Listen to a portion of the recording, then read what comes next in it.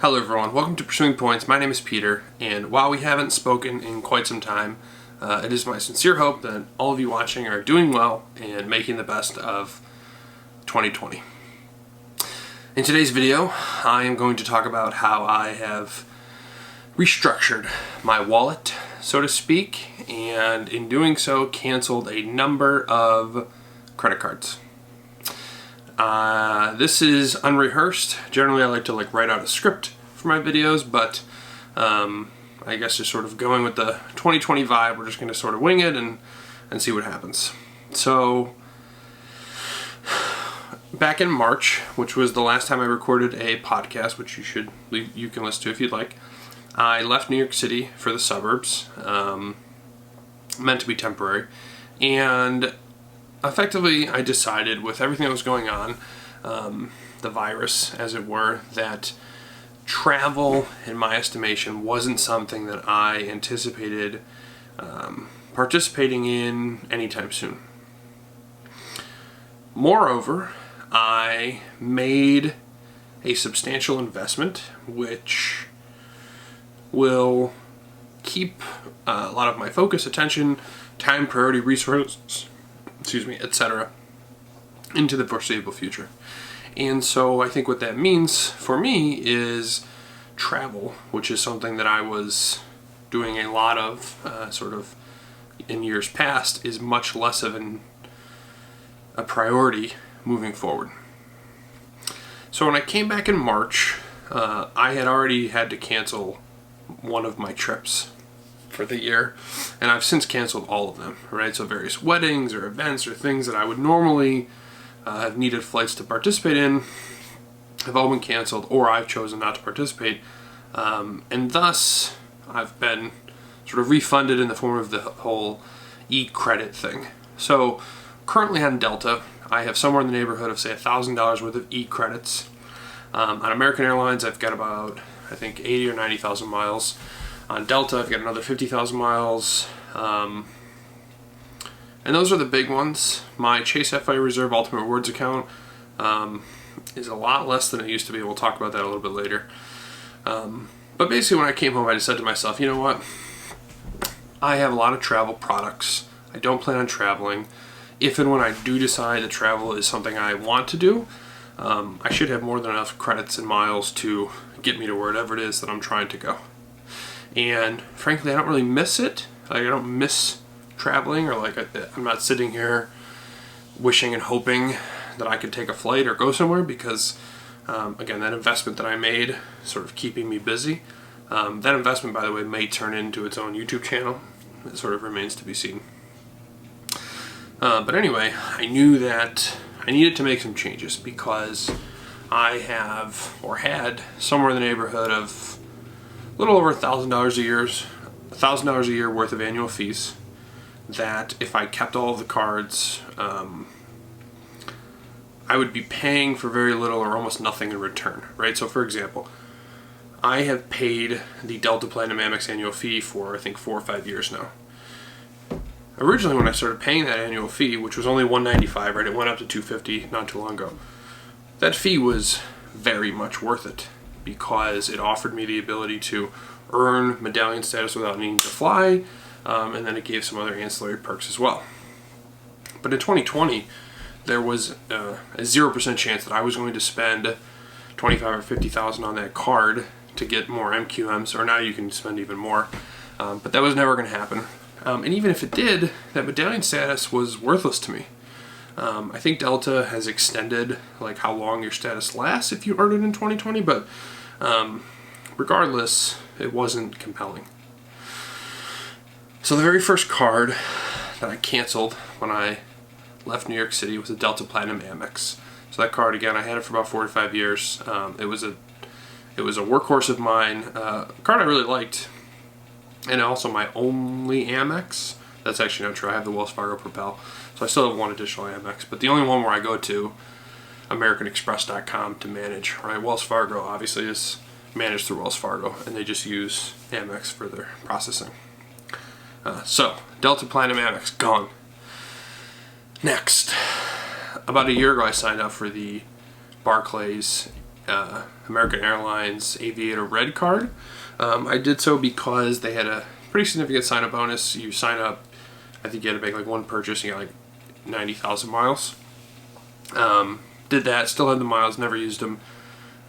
Also never used the card again, so wasn't interested in paying that. I think it was like $95 or $99 annual fee. So that card, sayonara. What else? Next was the Marriott Bonvoy Boundless credit card, formerly the Marriott Premier Plus. So that card, as followers of the channel will know, has been a staple because I use those Marriott points to purchase box seats at Madison Square Garden. I've always been a fan or proponent of using points and miles for experiences and things like that, which is actually why I signed up for the Capital One Saver as an example, which I did a video on. But realistically, who knows when Madison Square Garden will again be in a position to host large events with lots of people, right? I personally don't think that it will be in 2020. And when it happens in 2021, and this is true for all these cards, right? Canceling a product is not a death sentence. If you are interested in signing up again in the future, by all means, feel free to do so. And obviously, whether or not you'll qualify for a sign-up bonus is going to vary depending on the individual bank that you're entering into a credit agreement with, but that's all food for thought for another day. For now, the Marriott card had a $95 annual fee, which was coming due, I think, on June 1st. And I just said, you know what, I have about 30,000 Marriott points, which is about half what you need to get the box seats.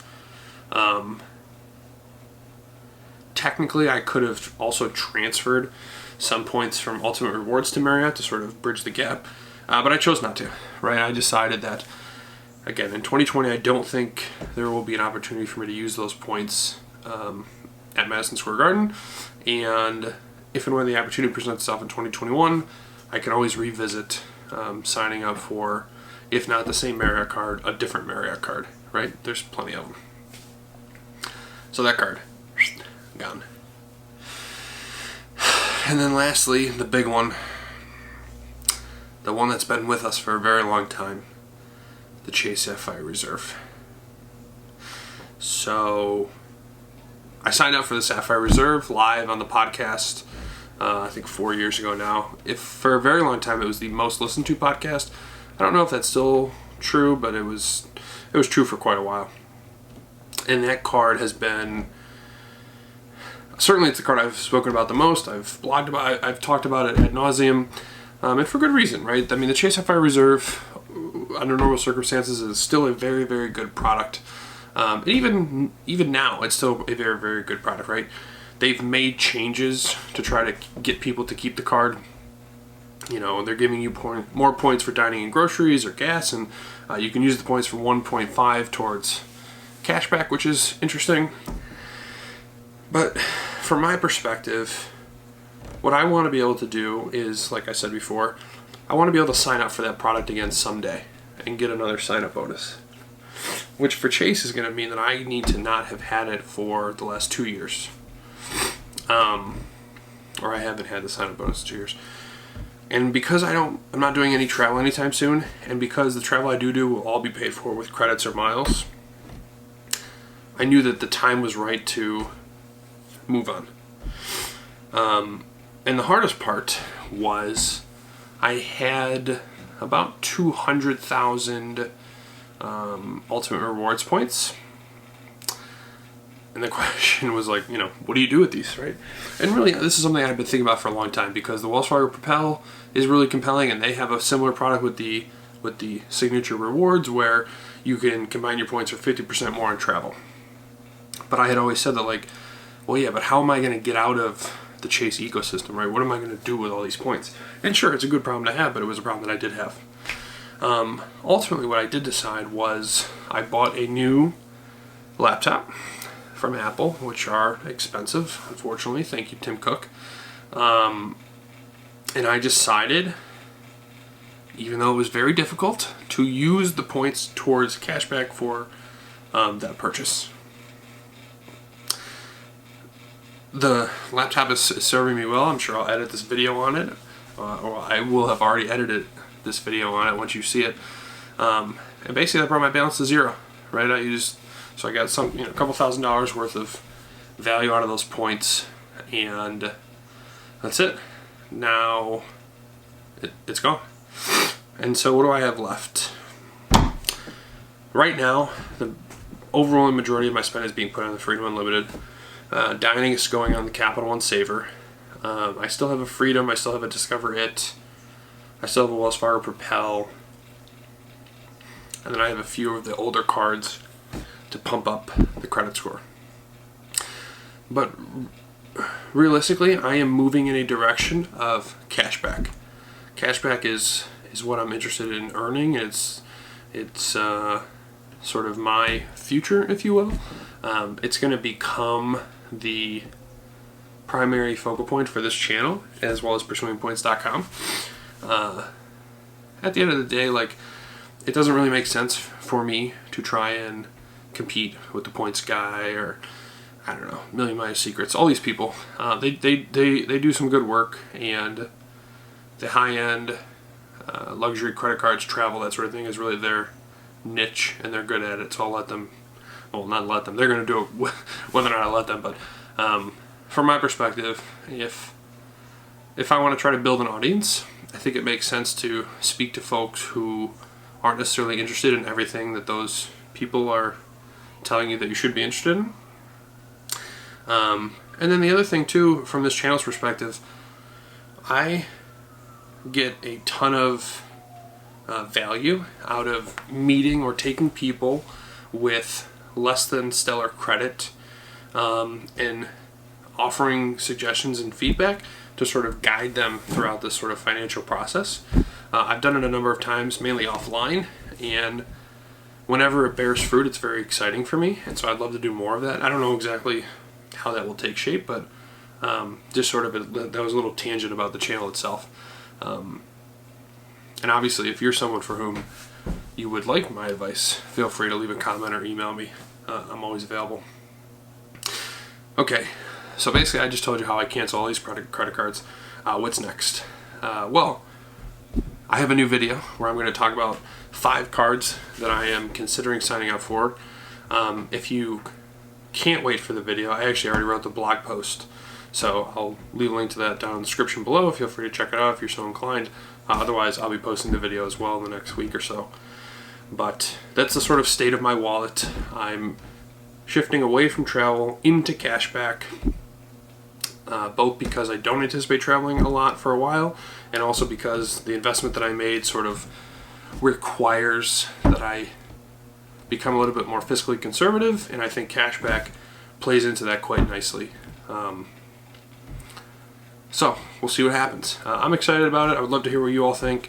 Feel free to leave a comment. If you haven't already, subscribe, like, blah, blah, blah, blah, blah. But I'm happy to be back. Hope you're all staying safe. I'll see you guys in the next video.